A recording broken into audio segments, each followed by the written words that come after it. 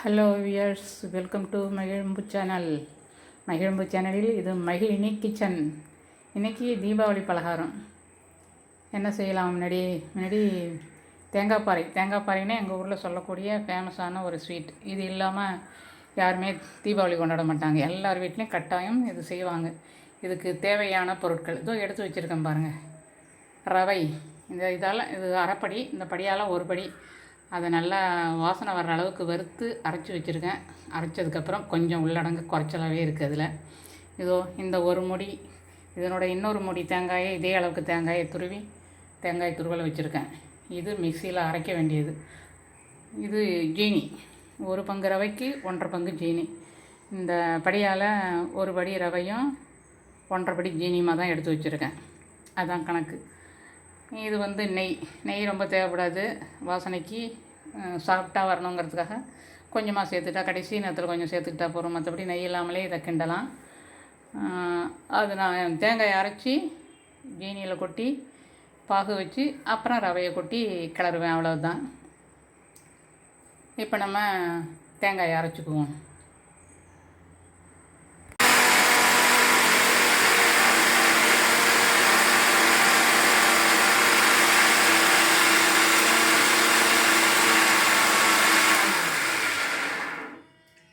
இப்போ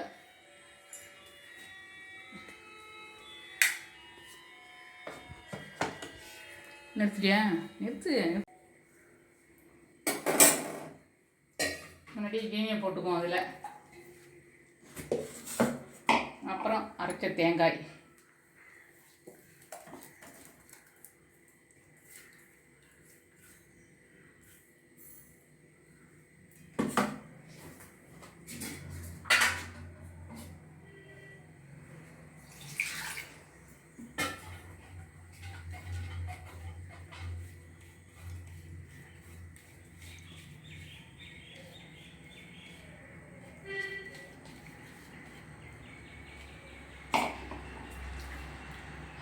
அப்புறம் தண்ணி. ஜீனி கரையிறதுக்கு எப்படியும் பாத்திரத்துக்கு தண்ணி ஊற்ற தான் போகிறோம். அதுக்கு எப்படி தண்ணி ஊற்றிடலாம். பாகு இன்னும் பதம் வரல. தண்ணியில் விட்டாக்கா கரையக்கூடாது, கரையாத பதம் வரணும்.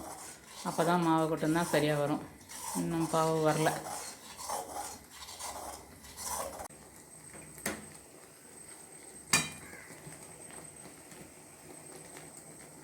இது வருது பாரு பதம். ஆனால் இதுவும் பத்தாது, இன்னும் கொஞ்சம் பதம் வரணும். வந்தால் தான் எடுத்து கொட்டும்போது சீக்கிரம் கொட்டலாம், அது நல்லா கேக்காக வரும்.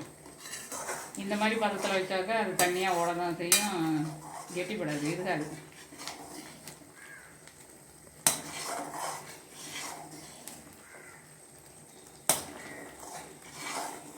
திடீர்னு கெட்டியாகிடும். பார்க்கறதுக்கு தண்ணியாக இருக்க மாதிரி இருக்கும், அப்புறம் டக்குன்னு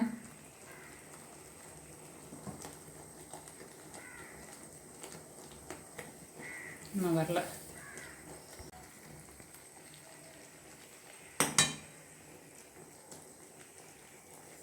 இந்த வருது பாரு. சேர்ந்தால் சேர்க்கணும், கையில் எடுக்கணும்னு தேவையில்லை.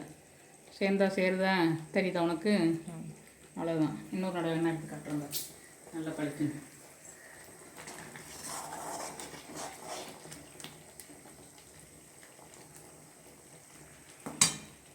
தண்ணியில் அப்படியே நிற்கிதா, தெரியுதா பாரு?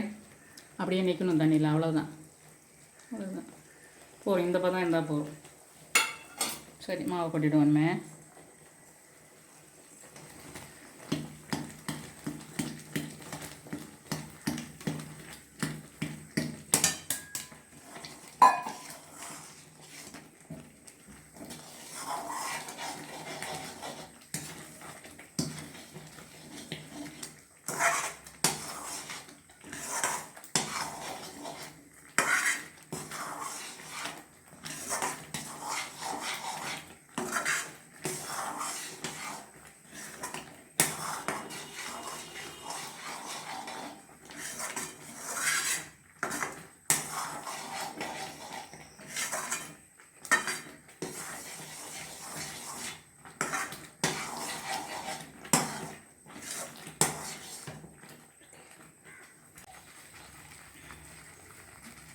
நெய் ஊற்றணுமா?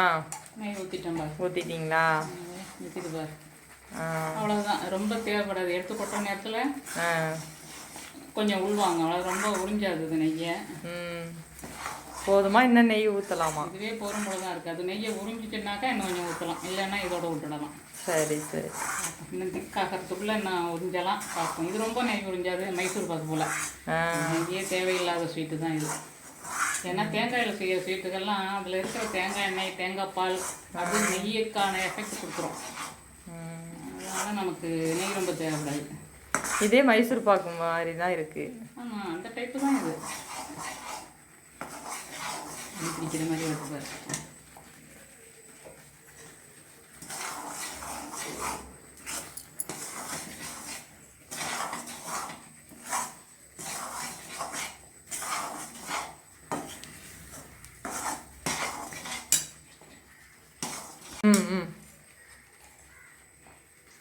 நெய்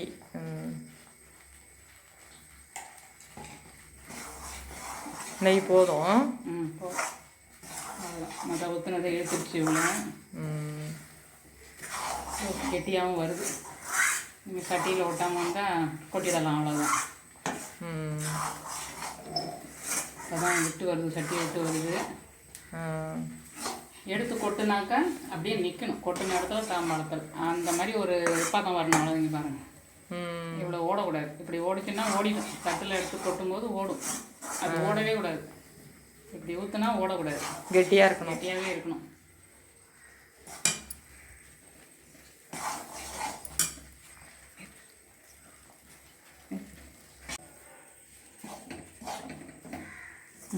பதம் வந்துடுச்சு, எடுத்து கொட்டிட வேண்டியதான். இனிமேல் கொட்டிடலாமா? கொட்டிடலாம்.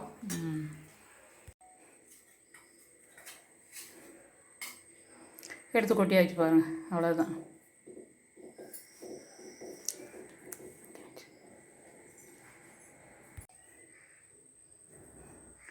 அவ்வளோதான், கேக் போட்டாச்சு பாருங்கள். சிம்பிளான வேலை, சீக்கிரம் முடிகிற வேலை, ஈஸியான மெத்தடு. நான் செய்கிறது எல்லாமே ஈஸியான மெத்தடு தான். கஷ்டப்பட்டு எதுவும் செய்கிற மாதிரி செய்ய மாட்டேன். டக்குன்னு செய்யணும், அது மாதிரி ஈஸியாகவும் செய்யணும். இப்படி தான் செய்கிறது. சரியாக வந்திருக்கா சுமதி? நல்லா வந்திருக்கு, சூப்பராக இருக்குது. அவ்வளோதான். Okay, thank you.